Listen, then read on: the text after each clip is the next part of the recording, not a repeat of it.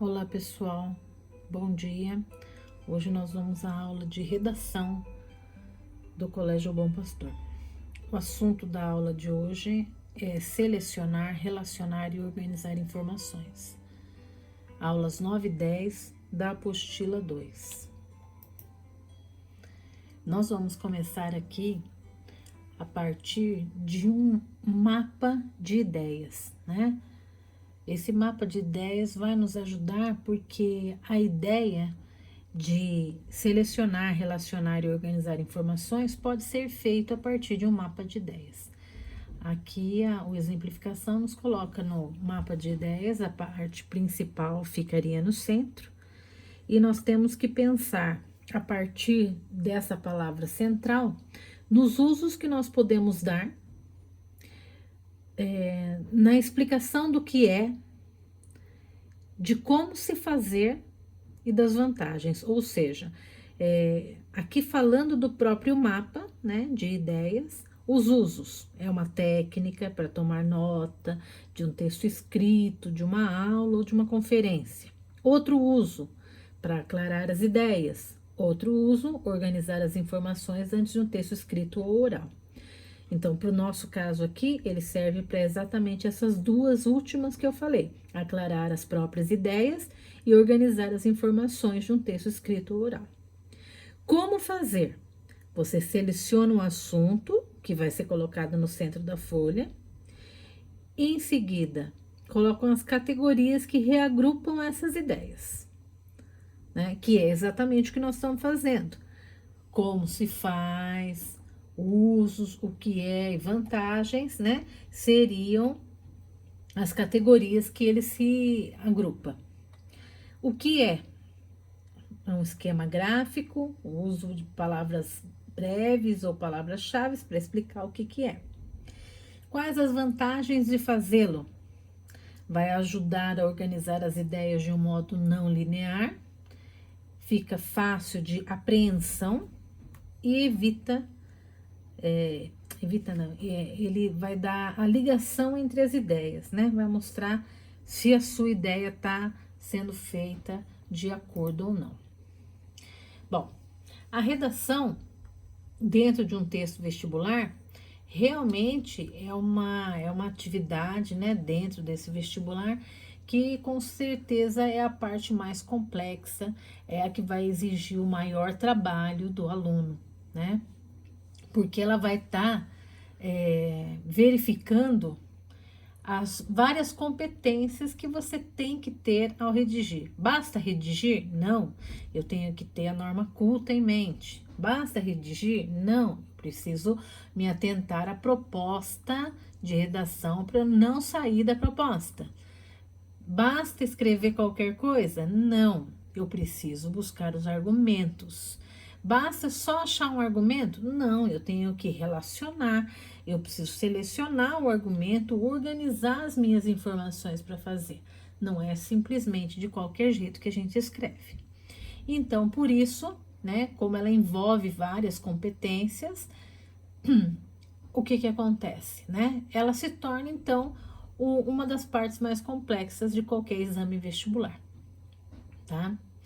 Eu já tinha dito isso para vocês, eu só relembro que é muito importante a gente lembrar que o exame de redação no vestibular, ele vai mostrar se esse aluno realmente está preparado ou não, que é a partir dessa capacidade que o aluno vai demonstrar se ele sabe ou não escrever, não só escrever, né, mas colocar todas as ideias bem pontuadas no papel, é que vai demonstrar até qual maturidade esse aluno está, né?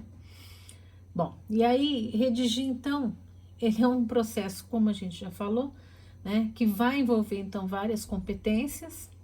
Às vezes as competências, elas são em sequência, às vezes elas aparecem tudo junto, né? Às vezes eu acho que depois eu acho que já não serve mais, né? Aquele argumento que eu escolhi.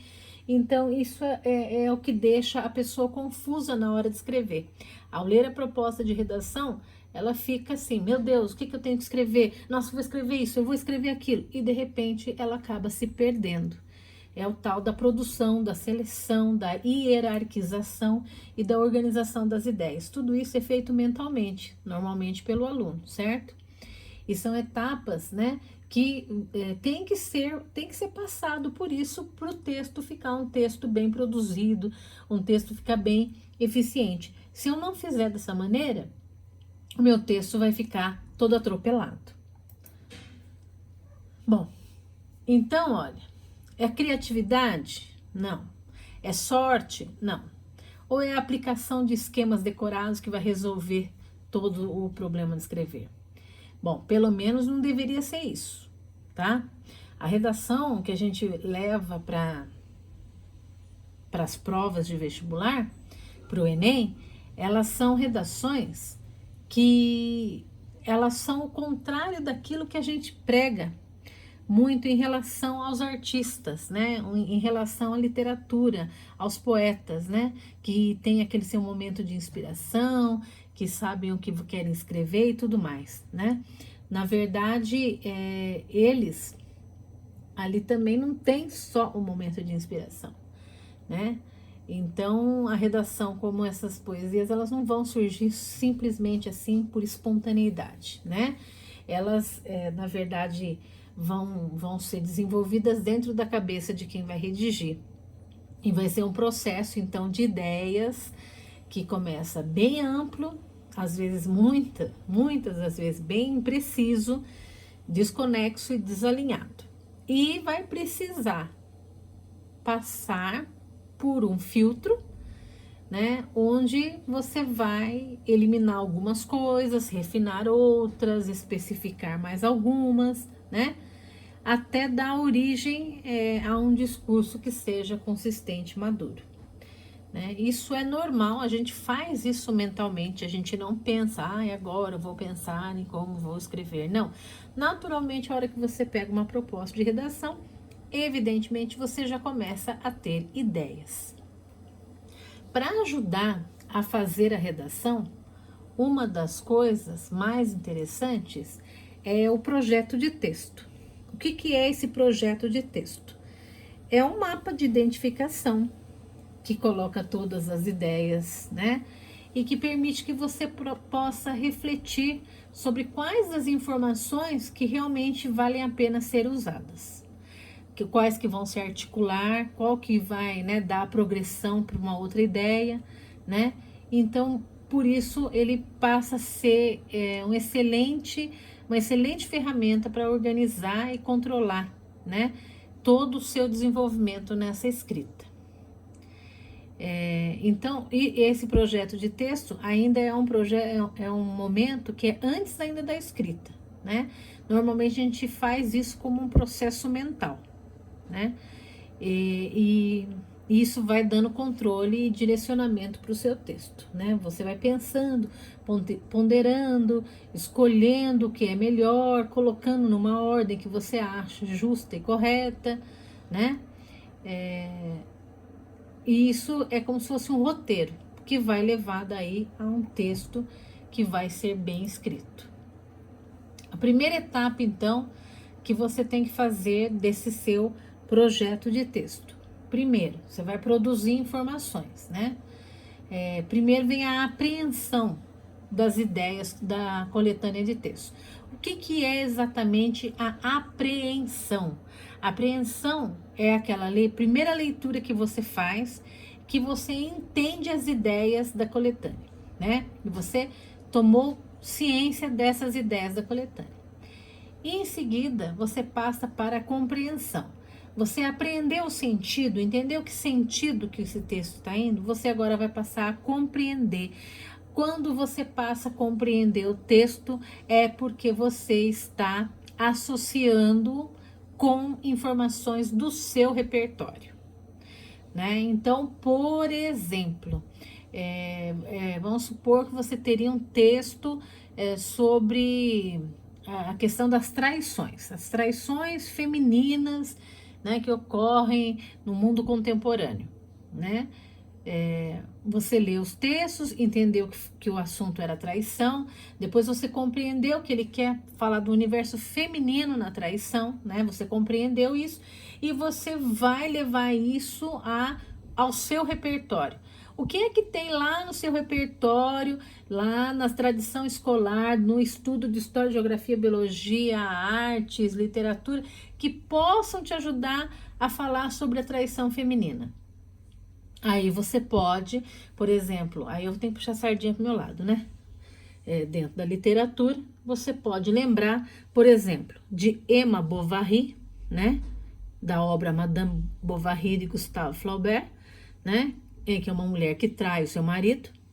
Você pode lembrar também da obra O Primo Basílio, né? E lembrar de Luísa, que traiu seu marido Jorge, ficando com o primo Basílio, né? E você pode lembrar também de Dom Casmurro, obra em que Bentinho achava que Capitu tinha o traído, que a gente não sabe realmente o que é. Mas, por exemplo, no momento que eu lembrei desses textos, eu tô pegando o meu conhecimento, aquilo que eu aprendi na minha vida escolar, né? E agregando ao tema que foi colocado, né?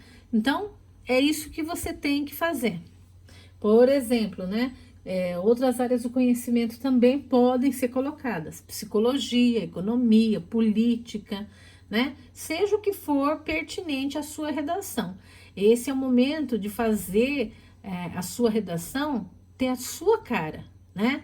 E não ficar simplesmente sendo aquela cópia do que você já leu nos textos de apoio. A dissertação final pode ser um rascunho ou pode ser o resultado de uma reflexão projetada.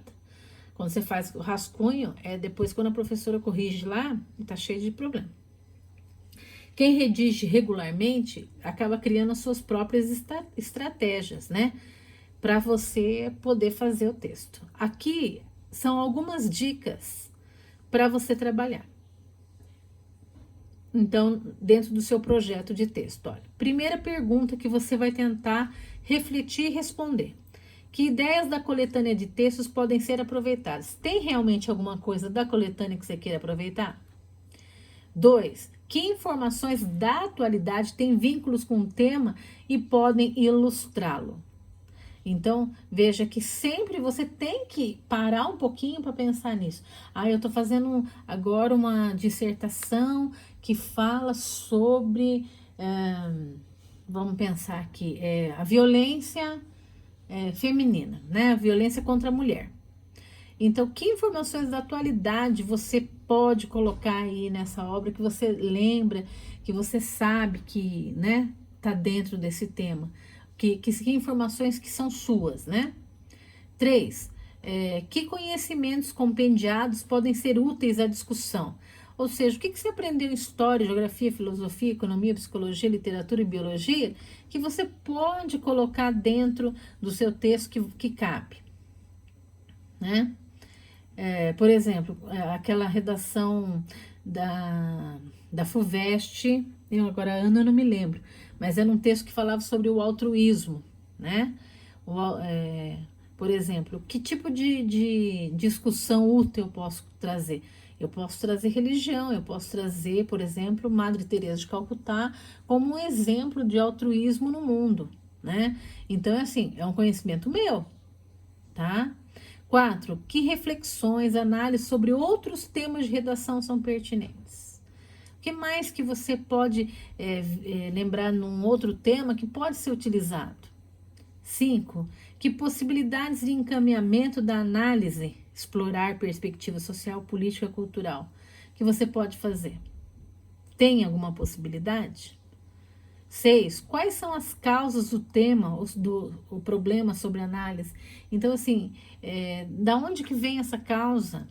Né? Se você for buscar a causa, muitas vezes você vai acabar entrando em história, né? E você vai acabar lembrando de alguma situação histórica.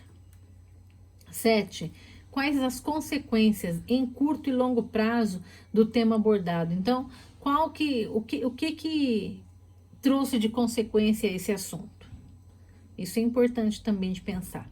Como se manifesta no cotidiano a questão posta em discussão, né? No caso, acabei de comentar da violência contra a mulher, né? Hoje em dia, por exemplo, se manifesta no nosso cotidiano é a questão do feminicídio, né? Que vem aumentando a cada dia.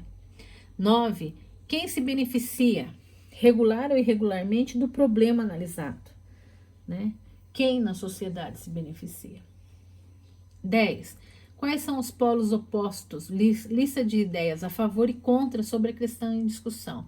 Algumas questões a gente consegue ter esses polos opostos, em algumas questões a gente não consegue ter, né? Mas são aí, olha, para vocês verem, 10 itens interessantes, porque daí você pode pensar no tema da sua redação, nesses vários itens, para ver qual vertente seria interessante você trabalhar. O pensamento, na maior parte das vezes, ele surge de modo muito veloz e pouco disciplinado. É aquele negócio, né? A gente pensa 1 milhão de coisas ao mesmo tempo, né? E aí existem diferentes estratégias de capturá-lo para posterior apreciação e planejamento do texto. A seguir é possível observar algumas das que podem contribuir com a finalidade de monitorar com mais critérios a qualidade da análise do tema. Essa questão aqui é interessante, eu quero abrir um parênteses aqui só para comentar. Às vezes, quando eu acho que eu estou pensando em alguma coisa que é muito interessante, que vai servir para alguma futuro texto que eu tenha que fazer, seja ele um texto que vai virar um discurso por algum motivo que eu tenha que falar, que eu tenha que discursar, ou que eu tenha que mandar um texto para alguém, seja para justificar, ou seja para pedir, reclamar, seja o que for. E quando as ideias vêm à cabeça, eu costumo agora mandar para mim mesma no WhatsApp. Essa é uma forma que eu achei de tentar montar uma estratégia para eu escrever realmente aquilo que eu preciso escrever, porque o pensamento da gente é isso mesmo, é veloz, é muito pouco disciplinado, a gente nem sabe o que está falando, já está falando um monte. Então, por causa disso, eu comecei com essa técnica agora. Eu mando para mim mesma no WhatsApp. Bom, e aí aqui ele está dando algumas ideias então também. Primeiro, fazer uma lista de todos os pensamentos que vem à mente, por meio de palavras-chave ou frases breves, né? Assim, para ser rapidinho mesmo. No 2, num círculo no centro da folha, redigir a ideia central e ao lado acrescentar outras frases breves, fazendo ressaltar o tipo de ligação como um fluxograma. É um mapa de ideias, né? No 3, elaborar pequenos resumos de ideias da coletânea, né, que vão sendo acrescidos de reflexões pessoais. No 4, redigir um trecho que não será necessariamente o primeiro parágrafo, mas que sirva para desbloquear ideias e dê um pontapé inicial para outras ideias aparecerem. Vocês lembram que vocês falam muito para mim? Eu não sei nem como começar, né? Então, esse número 4 aqui é a dica para aquele que sempre fala isso. Eu não sei como começar. Escreve qualquer coisa sobre o assunto, nem que esse não seja o seu parágrafo de introdução, mas escreve, não tem problema, né? Por quê? Porque a partir dele você pode desbloquear outros. Outra coisa também muito importante, não tenha preguiça de fazer rascunho, tá? Não tenha preguiça. Tem gente que quer escrever o texto na primeira, logo de cara e resolver tudo. Muitas vezes você não é esse tipo de pessoa. Então, não tenha preguiça de fazer rascunho. 5. Escrever um rascunho do texto com grandes blocos de ideias em que as reflexões ganhem corpo e posteriormente apresentam a conexão típica dos textos bem articulados. Aí aqui, olha, é um mapa conceitual, um mapa mental, né, sobre como manter o foco na era das distrações, né? Veja que foi feito bem colorido, né, e foi colocado ali, né, como trabalhar, criar rituais, hábitos, né? Quais os hábitos, o gerenciamento do e-mail, tirar o tempo para refletir e revisar, né? Ajuda para os viciados, é aquela questão, né? Vamos ter o autocontrole, né? Uma desintoxicação digital, né? Então, nada de Face, nada de WhatsApp, nada de nada, porque quando você senta diante de uma tela ou do celular ou do computador, se você abrir primeiro Facebook, Instagram, WhatsApp, você pode ter certeza que você vai perder pelo menos meia hora e não vai fazer o que você precisa, né? E aí tá falando do gerenciamento do seu espaço, e eu até colocaria aqui gerenciamento do seu tempo também, né? Então, é um mapa aí mental bem interessante que foi criado aí pro tema como manter o foco na era das distrações, ok? A segunda etapa, agora que você já ou escreveu, ou você já rascunhou, ou você fez um mapa conceitual, né? Agora você vai selecionar as informações pertinentes e vai colocar numa ordem, que é o hierarquizar, e organizar, para, né, depois, né, de produzidas essas informações, elas agora precisam dessa análise. Quais que você vai usar? Quais que você vai eliminar? Quais que você vai explicar melhor para você ser bem entendido, né? E aí você vai colocar essas ideias numa ordem que elas tenham uma progressão lógica, né? É aquilo que eu falei já várias vezes. Não dá para você falar uma coisa num parágrafo, de repente no outro mudar o assunto totalmente e não ligar uma coisa a outra, e quando chega na conclusão, a conclusão é outro assunto ainda, que não tem nada a ver, tá? Uma segunda etapa da depuração das ideias, antes de serem escritas, visa um refinamento de conteúdo, gerado e organizado num mapa de ideias. Ela exige a mudança de posição daquele que escreve, que de autor precisa modificar seu olhar sobre as próprias ideias para o de leitor. Ele precisa ser um revisor que faz ajustes finos na primeira versão. Revendo os planos iniciais, ele pode detectar problemas, se organizar ideias, buscar a precisão e a clareza para alcançar a excelência. É aquilo que eu sempre falo para vocês. Deixa de ser o escritor, vai fazer a revisão do seu texto, porque sempre tem alguma coisa para revisar, né? Bom, esses ajustes, que podem acontecer várias vezes, podem ser constituídos das seguintes operações. Primeiro, agregar as reflexões já produzidas, novas ideias e exemplos. Então, você já refletiu, aí você já escreveu sobre o que você refletiu. O que você precisa fazer? Você tem que buscar agora uma ideia nova para colocar ali, para ficar mais rico essa reflexão. Ou o exemplo que eu sempre falo para vocês, concretiza, põe um elemento concreto, né? No 2, eleger uma ideia central, que é a tese, e a ela submeter todas as demais, hierarquizando-as. Ou seja, quando você vai produzir um texto, você tem normalmente uma tese. Essa tese é o que você está defendendo. Então, é a partir dessa defesa que você faz o restante dos argumentos. 3, estabelecer, reforçar as relações de sentido entre blocos de ideias. Né? Então, assim, trouxe uma causa, mostrou uma consequência, deu uma exemplificação, vai estabelecendo relações entre eles. 4, reordenar as informações numa progressão mais lógica, mais clara, mais fluente. É quando eu escrevo assim para o aluno: seu texto flui, seu texto ele anda sozinho. Por quê? Porque é um texto fluente, que um parágrafo se liga ao outro tão bem, uma ideia está amarrada tão bem na outra, que a gente percebe que flui naturalmente. 5, eliminar ideias por considerar outras melhores, mais pertinentes. Então, assim, às vezes tem vários argumentos para aquele assunto, mas necessariamente você não precisa pôr o mais fraco, a ideia mais fraca, né? Põe só as melhores mesmo. 6, dar mais destaque às ideias centrais, delineando-as. Isso é importante fazer para a gente também não perder qual é o rumo, qual é a proposta, né? Porque se a gente não fizer dessa maneira, a gente pode até começar a escrever de outros assuntos que não tem a ver. 7, imprimir maior exatidão e clareza às ideias, exemplificando-as mais e de outras maneiras. mais uma vez, nós caímos na mesma questão que eu já falei. Vamos concretizar. Argumenta, mas concretiza. Põe isso para ser explícito, claro, né? Dá exemplificações mesmo sobre o assunto.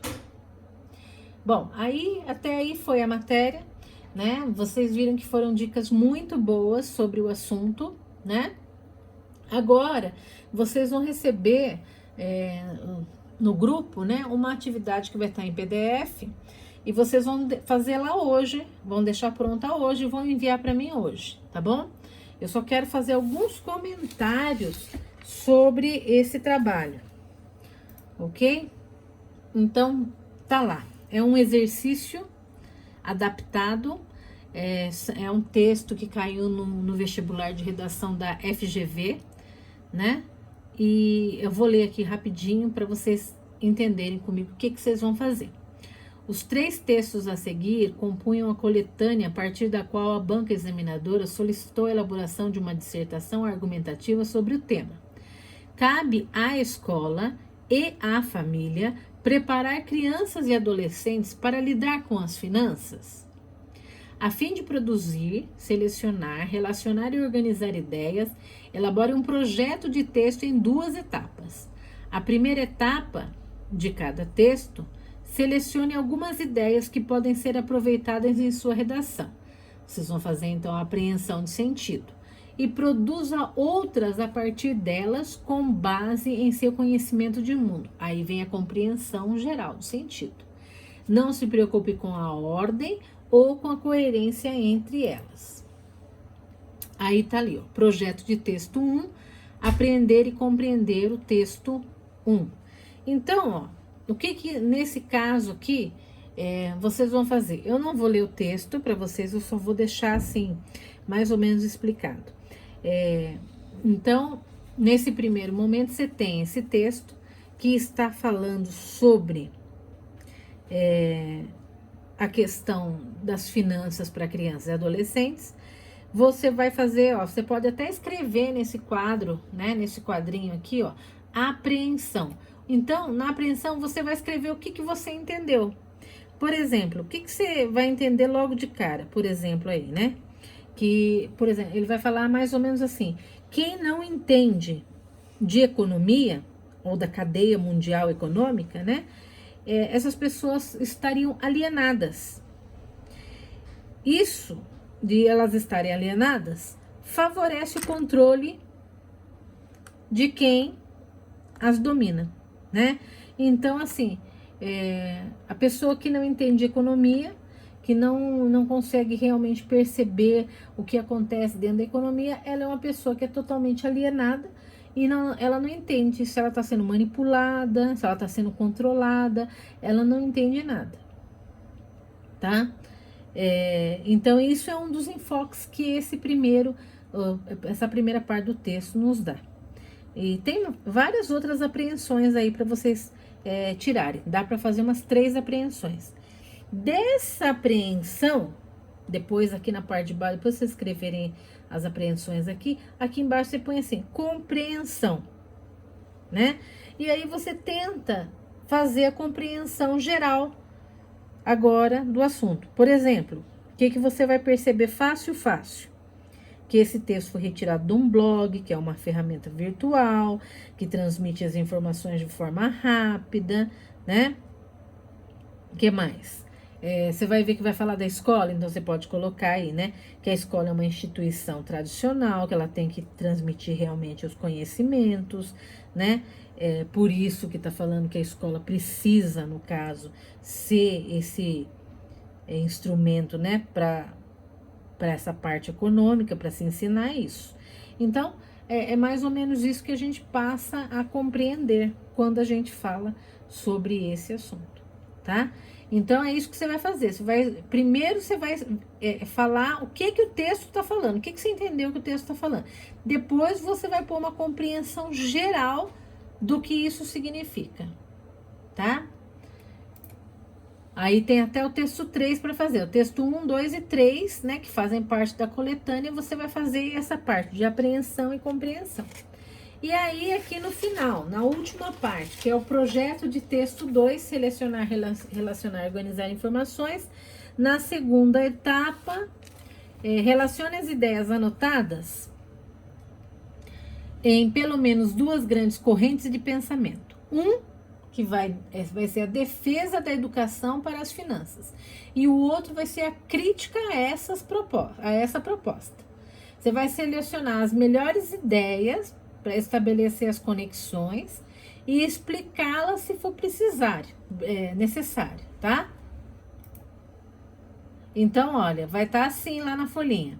Defesa de uma educação para as finanças. Então, aqui você vai jogar os argumentos que você acha importantes, que estão defendendo que, por exemplo, tem que ter uma aula específica de matemática financeira para os alunos, por exemplo, tá? E aí você explica o porquê e tal. Se você lembrar, aí aqui não é que é obrigatório, mas se você lembrar de algum assunto na atualidade que fala sobre essa questão das finanças, né? Da educação ter que começar com as crianças e com os adolescentes na escola e na família, você também pode colocar aí. De repente você tem uma ideia, de repente você ouviu falar de algum exemplo que alguma escola já fez, ou se não, você conhece a situação econômica do país e você andou lendo nos jornais sobre economia e você vê o que acontece com um povo alienado, né? Então, assim, isso é o que você conhece. Então, não vai ter uma resposta minha correta disso, porque isso daí vai sair de vocês. E embaixo aqui é o repertório dos pensadores. Se você tiver, por exemplo, a fala de um economista que fala sobre esse assunto, que ele também defende essa educação financeira nas escolas, você pode colocar, tá? Aí também não vai ter o certo ou errado. Importante é você saber, né, que esse pensador, o que ele fala, e tá dentro dessa defesa da educação para as finanças, tá certo? Pode ser filósofo, pode ser sociólogo, né? Pode ser economista, tá certo? Pode ser um agente do governo, tá? E do outro lado aqui você vai fazer o contrário. Você vai levantar os argumentos da crítica à educação para as finanças, né? Por que no caso aí, a educação financeira poderia não ser uma boa ideia, né? Por quê? Então, aí você vai levantar as hipóteses. Eu, por exemplo, já falo uma para vocês. Quando a gente ensina desde pequeno, a gente vai ensinar do nosso jeito. Às vezes, o nosso jeito não é o jeito mais correto de fazer, né? E aí a gente vai ensinar aquela criança da maneira errada. Pode ser que ela fique oprimida, pode ser que ela ame o capitalismo, odeie, não sei. Vai depender muito do que for falado. Então, como é uma coisa complicada de falar, porque não é completamente certo, né? Então, uma dos pontos que tem que ser levantados são esses, tá? Vocês vão ler os textos, vocês vão ver que vocês vão ter argumento para tudo isso. Embaixo o repertório de atualidades, né? Mostrando o motivo pelo qual não se deve fazer essa educação das finanças. E embaixo a parte de repertório, algum exemplo de algum filósofo, economista, sociólogo, que fale sobre essa questão do sistema econômico, né? Dentro da educação para as crianças e adolescentes, se isso vale a pena ou não. Ok? Então é isso que vocês vão fazer, mãos à obra, todo mundo tirando foto e entregando para mim até o final da tarde de hoje, tá certo? Porque a aula de amanhã, ela é baseada, né, nessa parte, tá bom? E eu acho que é importante agora cada um tentar fazer o que a gente treinou, né, falou nessa aula, que é pensar muito bem a respeito, né, da apreensão e compreensão de sentidos e montar o seu resumo, seu mapa conceitual sobre o assunto. Aqui ele está ensinando você a pensar sobre o assunto, ok? Então tá bom. Até mais então.